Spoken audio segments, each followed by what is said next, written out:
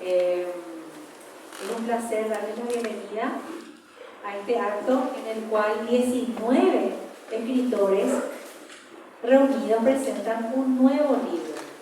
En esta fecha tan especial y allegada a nuestros afectos, el Día del Libro. Antes de ceder la palabra a los integrantes de la mesa, agradecemos inmensamente a los directivos de la Manzana de la Ribera, en la persona de su directora Laura Aquino, creo que ella no se encuentra, y a todo su equipo, Alberto Sisa en especial.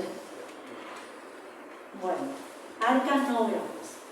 Es muy novedoso y especial el título de este libro. Arcano, como algunos saben, significa secreto, recóndito, y grafos es dimensión o dimensiones. Lo arcano también representa a lo fantástico, así como a la fantasía. Entonces, por ese lado podemos darnos cuenta de que es entre fantástico, oculto y algo así este libro. Luego, seguidamente vamos ya a pasar a escuchar las palabras del director de la editorial Shehandé, Vincent Ross. Muy buenas noches a todos. Para empezar, a Dios le agradezco a Dios, al universo, a todos los seres de luz, a todos los que irradian amor por este nuevo encuentro que nos dan para compartir este momento que nos hacen bien a cada uno. Agradezco este espacio a la Municipalidad de Asunción, a la ASO Cultura y Turismo, al Centro Cultural de la ciudad Carlos Colombinos, Manzana de la Ribera y el apoyo de CIFATI Paraguay.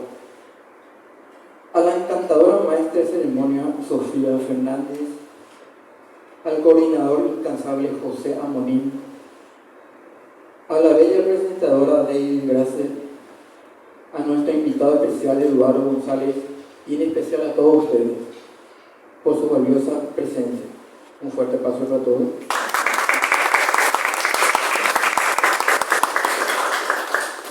Vincent Ross de nuevo, en darme la oportunidad de imprimir sus sueños en papel, es decir, los sueños de 7 soñadoras y 12 soñadores, en el libro de antología fantástica Arcanógrafos, y otro más fuerte aplauso.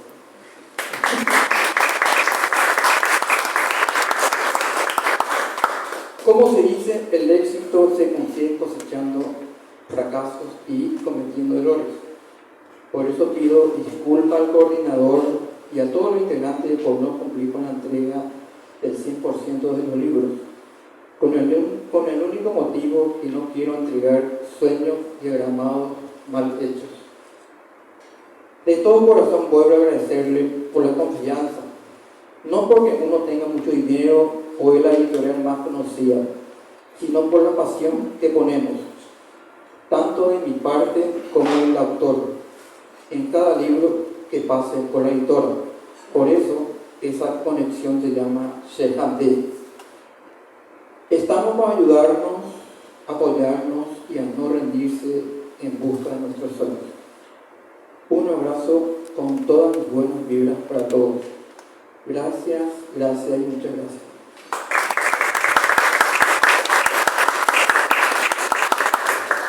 Gracias, Vincent, a vos por siempre apoyarnos. Damos ahora la palabra a Eduardo González, que nos va a comentar sobre una comunidad indígena que está relatada justamente en su cuento.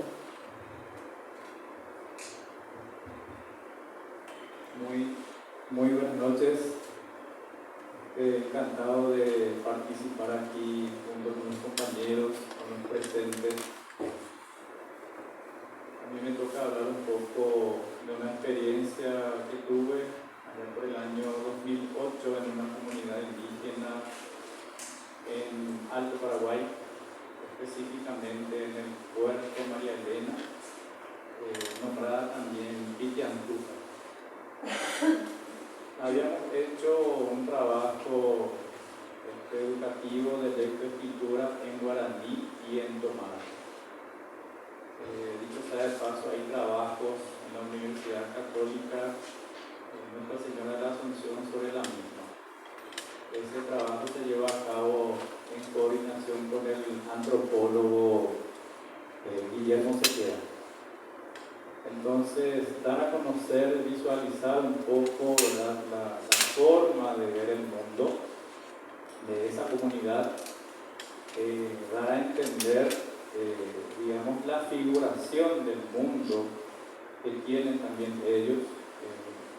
Para nosotros muchas veces pasa desapercibido o pasa muy desconocido. Muchas veces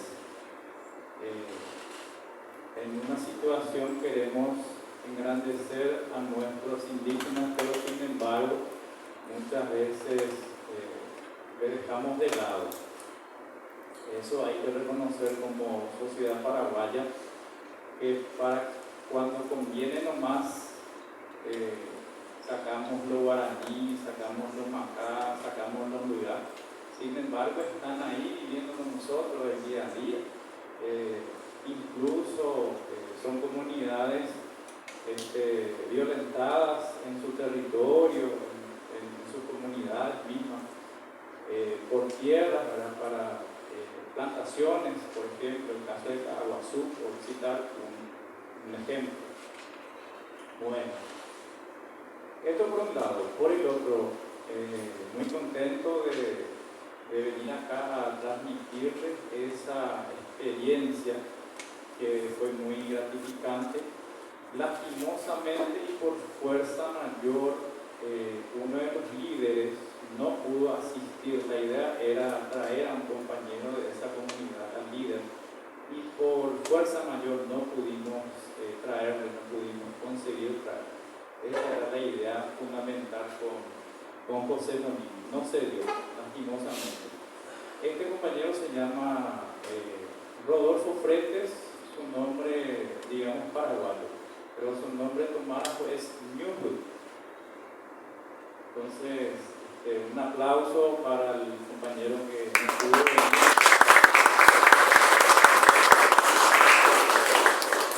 Y decir que él fue mi mentor para poder retratar los relatos míticos de la figuración del mundo de la cultura tomada. Entonces, está contenido en este libro que se llama El nombre del árbol, se llama, si pueden ir viendo que tengan el libro, y retrata de una manera sucinta el mundo de arriba con el mundo de abajo, y la conexión es el árbol, haciendo una alusión, digamos, una analogía al árbol de la vida, que significa mucho, ¿verdad?, para muchas culturas en el mundo.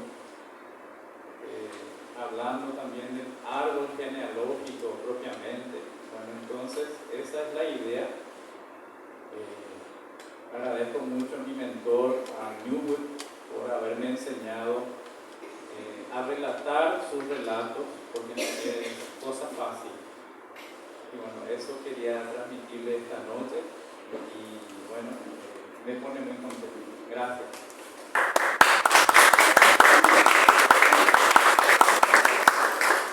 Bueno, gracias Eduardo. Y en este momento hará la presentación del libro propiamente Daily Grace. Muchas gracias Sofía y Eduardo, gracias por testimoniar el valor que tiene esa sabiduría del mundo ancestral, el mundo antiguo de nuestros aborígenes, y que tiene muchísimo que ver también con lo que hoy nos ocupa, que es la literatura fantástica. Bien, me gustaría un poquito hacer una exégesis que también ustedes van a poder leer en el prólogo sobre este maravilloso volumen titulado Arcanógrafos. Este libro es fruto realmente de una cosecha maravillosa de escritores que han venido trabajando ya incluso en varias antologías este género. Y para contextualizar un poco de qué trata la literatura fantástica, es bueno decir que esta literatura es un género de la narrativa en el que se ensancha un misterioso vórtice hacia ese mundo insólito. Normalmente uno espera en una literatura fantástica un mundo real, aparencialista, mimético, que rompiendo de alguna forma esas reglas traslada su espectro hacia lo insólito, hacia lo fantástico. Y esa es la verdadera esencia que entreteje este género, el hilo de la realidad y el hilo de lo desconocido. ¿A qué punto? A que nosotros, seres humanos, nos contagiamos de alguna forma de ese mundo, de esa dimensión alterna, generamos emociones ocultas que quebrantan a veces la calma de esa verosimilitud tan vertical que a veces nos abruma, ¿verdad? Porque el mundo real es así, es una costumbre también, ¿verdad? Bueno, en esta literatura, esas explicaciones en un orden lógico se van a infringir, se va a dar lugar a la sospecha, al suspenso, a tener elementos sobrenaturales en su apelación, al punto de que pudiera generar una serie de disquisiciones en torno a eso fantástico. ¿Pero qué es esto? Normalmente hay muchas preguntas cuando uno va avanzando en la lectura de un texto fantástico.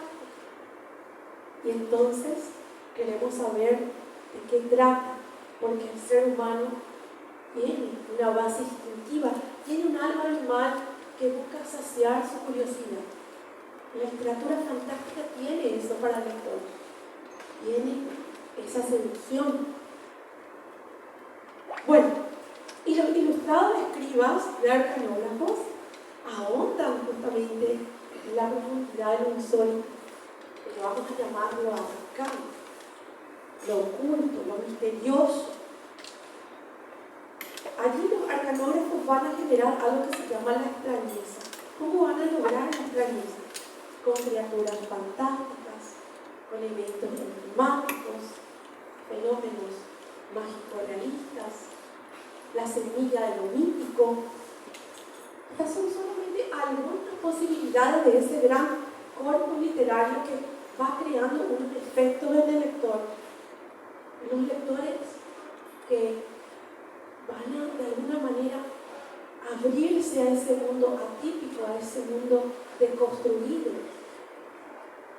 Entonces, esos sujetos habitantes del cuento, del yo poético, porque Arcanógrafo es un volumen totalmente versátil y ecléctico en sus géneros, van a entrar a ese mundo del sueño.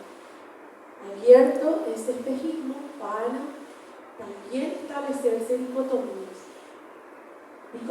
de bien y de mal, por ejemplo, de antivalores, pujanzas en torno al destino que a veces marca al ser humano, porque si eso llega a nosotros, también hay un punto en el que se desordena la psique.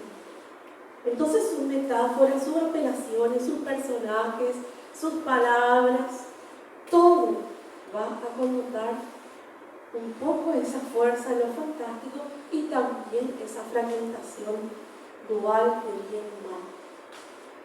Quiero referirme brevemente a algunos relatos de arcanógrafos. Ustedes van a disfrutar, obviamente, ya con esa intimidad que requiere un libro, todos los relatos, pero me gustaría valorar un poco y darles una pinceladita quizás de por dónde va la mano en estos escritores. Tenemos un cuento maravilloso, por ejemplo, llamado La oscuridad del olvido, de Carlos Molina. Y en este cuento, por ejemplo, vamos a ver desapariciones insólitas, sucesos que no tienen explicación en torno a una figura femenina, figuras femeninas que van a estar involucradas de alguna forma en esa gran interrogante de las desapariciones. El cuento, por ejemplo, Un momento para la vida y la muerte, de Manuel Morínigo, para ver que se van a debatir dos fuerzas que están personificadas, la vida, la muerte. Este cuento es alucinante, tiene algo lorquiano. Ustedes saben que la literatura lorquiana le da vida a los elementos de la naturaleza, como la luna, el sol. Bueno, aquí Noé le da vida a la muerte. ¿Cómo actuará esa muerte? ¿Cómo actuará esa vida? Confrontadas estas polaridades de una forma dramática, poética, diría yo, porque también hay un mensaje detrás de todo ello. Galatea es un texto poético de Marta Violeta Garcetti, un texto maravilloso con un aire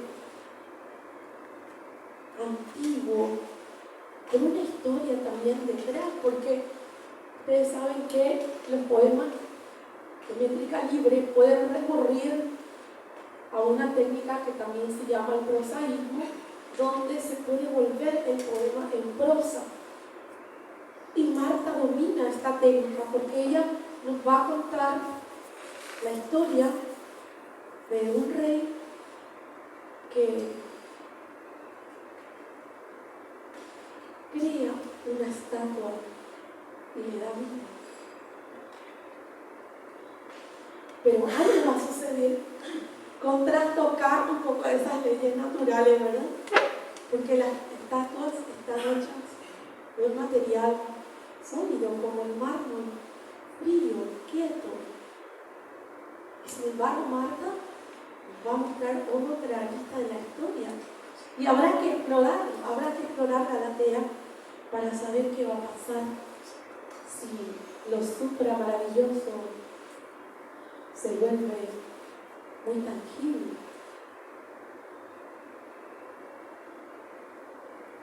Un escritor que destaca en la antología es Pedro Delgado, que nos presenta Sombra Blanca bajo la noche oscura.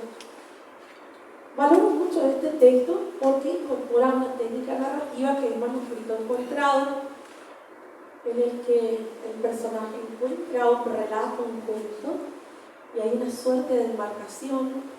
Dentro del relato se enmarca otro relato que se abre al fantástico. Entonces ese fantástico interviene en una geometría perfecta delimitada por la enmarcación de los relatos.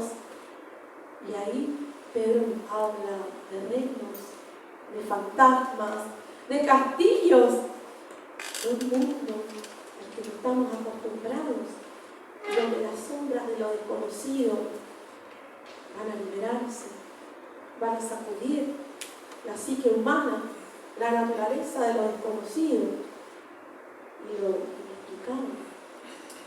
Pero Pedro no es el único que utiliza manuscrito encontrado. También tenemos la literatura de Mariano Jiménez, con el cuento Grumos, por ejemplo, y él explica y basa su texto a partir del Summa Hipnoneutica. Es un célebre compendio de los periplos oníricos registrados por la raza de los humanos. Por supuesto que este manuscrito puede existir o no, ¿verdad? Todo esto está en el imaginario del narrador, pero si existiera, ¿qué veríamos ahí? Bueno, Mariano nos habla también de la lucha del bien y del mal, basándose un poco en lo que se aprecia en el manuscrito y se reflexiona filosóficamente. Excelente, son todos los relatos de los arcanógrafos, cada uno en su creatividad, en su espontaneidad. en lo inominado, en eso solemne que perdura a través de las letras. Marcos Bordón nos presenta el texto Metamorfosis. La metamorfosis del rizoma, por ejemplo, que encarna también una dualidad, como habíamos mencionado, la dualidad quizás que confronta ese lado humano con lo salvaje, la bestia, el daño que puede ocasionar, los peligros que pueden suscitar el bestiario, ¿verdad?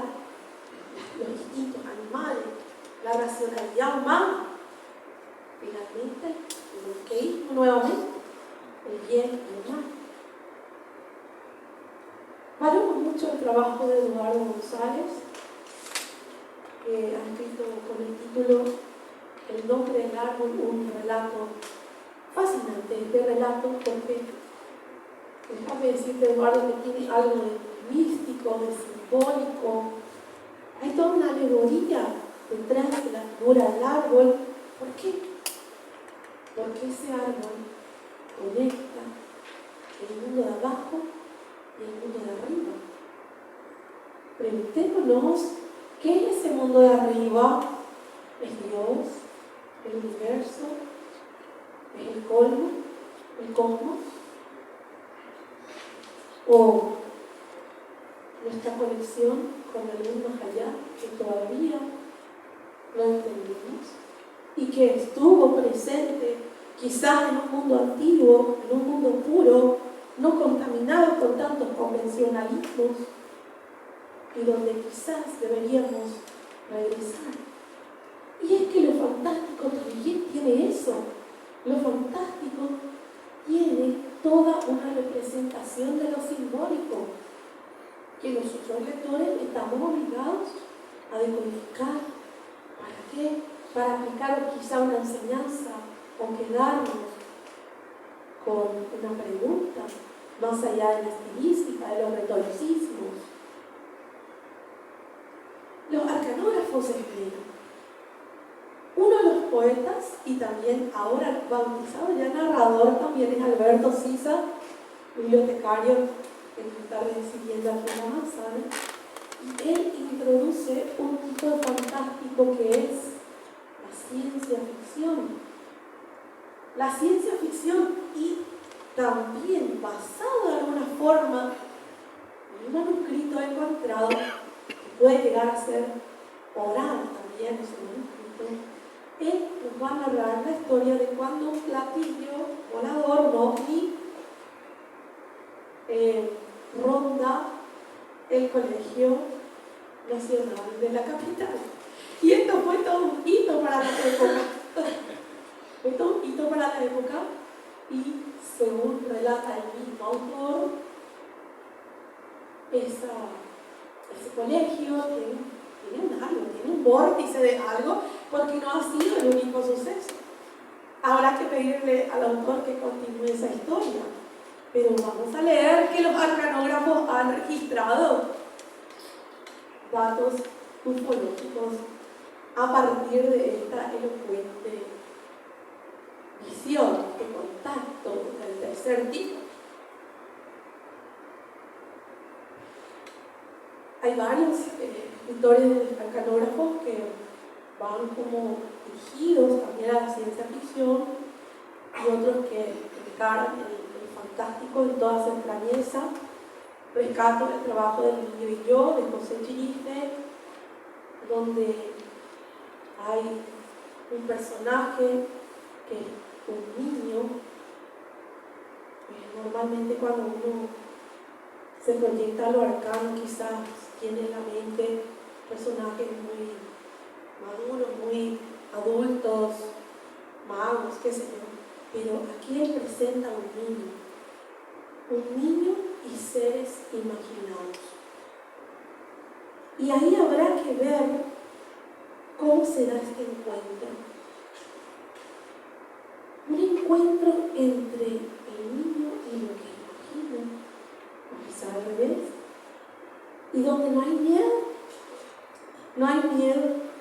¿Por qué? Porque los niños tan conectados con ese mundo supralógico que en su pureza hasta podrían desarrollar un amor puro, una empatía con un marcianito, con una androidita, con un monstruito. Así es el mundo hoy. Entonces, al descubrir ese relato de José Chiripe, quiero decir que en los mundos fantásticos todo es posible. En los mundos fantásticos, estos existen por sus propias leyes. Hasta su iconografía, su arquitectura se construye desde esas convenciones que quiebran incluso el espacio y el tiempo. Una escritora que tiene muy bien claro lo fantástico es Norma Raquel López, con el texto, por ejemplo, En el cielo. Este cuento me encantó porque los personajes son cucarachas. Son cucarachas que pudieran de ascender al cielo de las cucarachas. Imagínense cómo llegaría la cucaracha al cielo de las cucarachas. ¿Qué tipo de muerte, de purgatorio tendría que enfrentar? Habrá que transformarse en una para saber lo que es la vida de una cucaracha. Bueno, simpático este cuento, pero a la vez profundo en su connotación. Hay como muchos mensajes que se van moviendo, interactuando. Morena Sosa, otra cuentista, otra arcanógrafa, habría que decir, escribe El camión sin chofer. Camión sin chofer es un relato que nos da una sensación de desconcierto. Si alguna vez tuviste piel de gallina, vas a volver a tener con este relato, porque el protagonista observa algo raro en la carretera. Y es que la carretera tiene sus misterios, y quienes manejan los vehículos también están sumidos en mucho misterio, con sus vidas apuestas, con sus sensaciones, incluso con sus desapariciones, con su visibilidad o su visibilidad, con su rostro, porque el rostro de por sí también tiene su extrañeza y lo fantasmal de la carretera. Bueno, Morena Sosa escribe sobre ello, escribe sobre estos misterios. Mercedes Rebaño escribe La Reina Milenia, y en su cuento tenemos un tema maravilloso que es la transformación y el descubrimiento del mundo mágico maravilloso.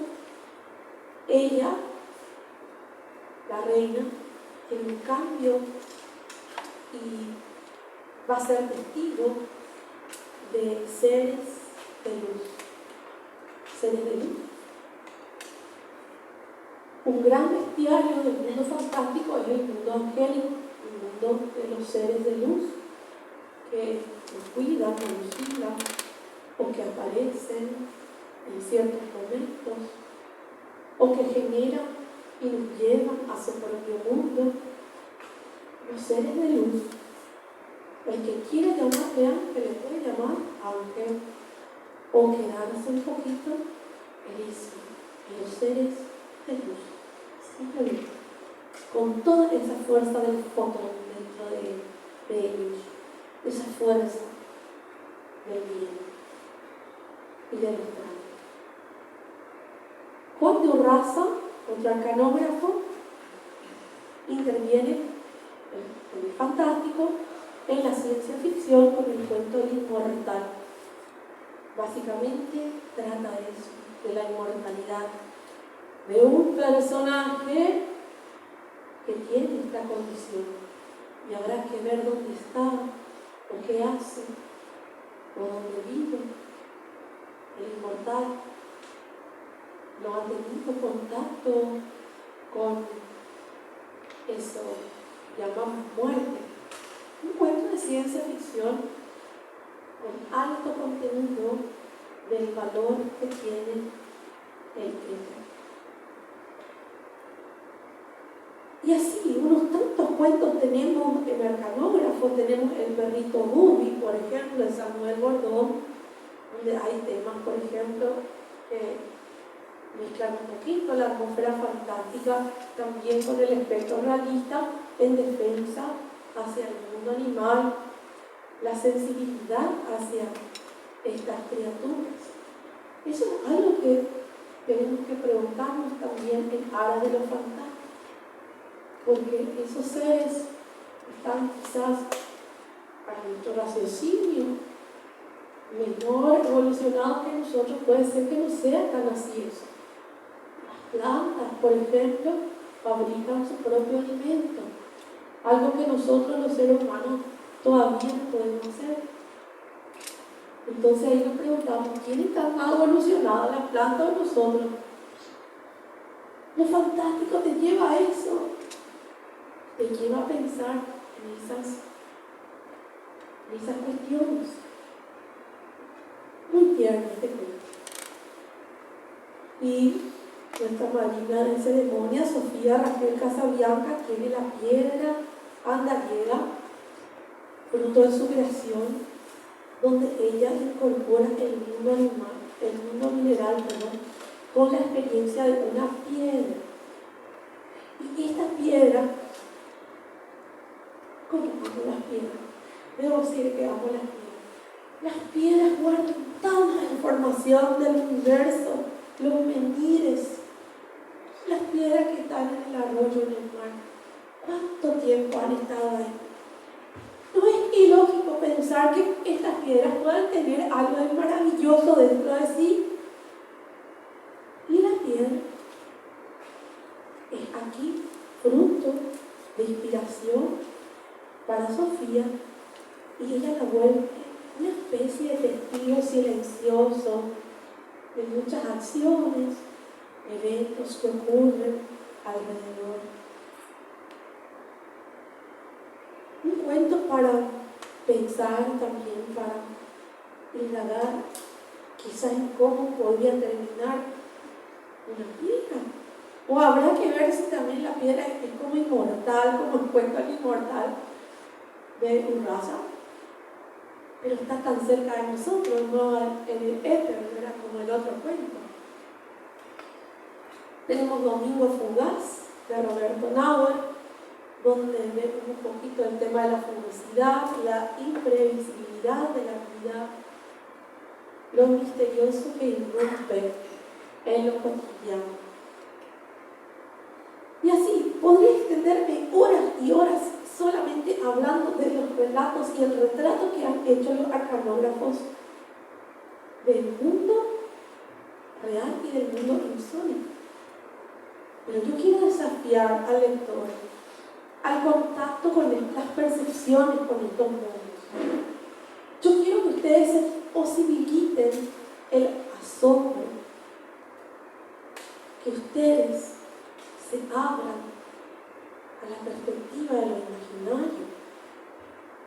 ¿Por qué? Porque Arcanógrafo les va a llevar a él, les va a llevar y les va a provocar esa apelación y les va a permitir la conciencia, la existencia de fuerzas que van a escapar a la comprensión y que van a vislumbrar dimensiones alternas, ejes sincrónicos y diacrónicos que van a perturbar el orden natural de los hechos, incluso que van a desatinar un poco la claridad.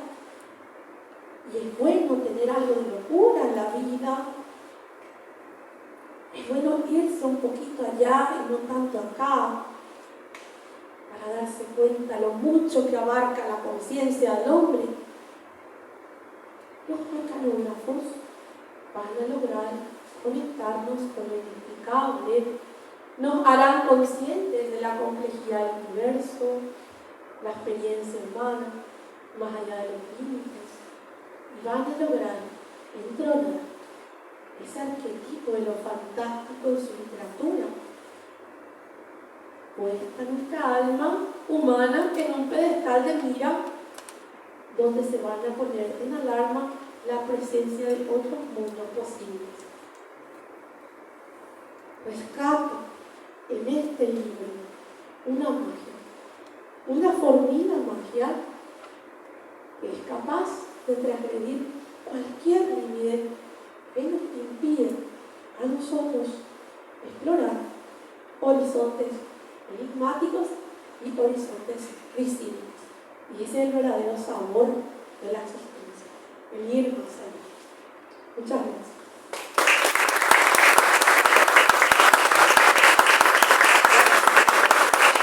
Muchas gracias a todos los miembros de la mesa, a José Boni, que una vez más nos unió a la manzana de la ribera, y ahora para celebrar este grato acontecimiento del Día del Libro y que estamos aquí reunidos dando nuestro aporte, les invitamos a todos a un brindis.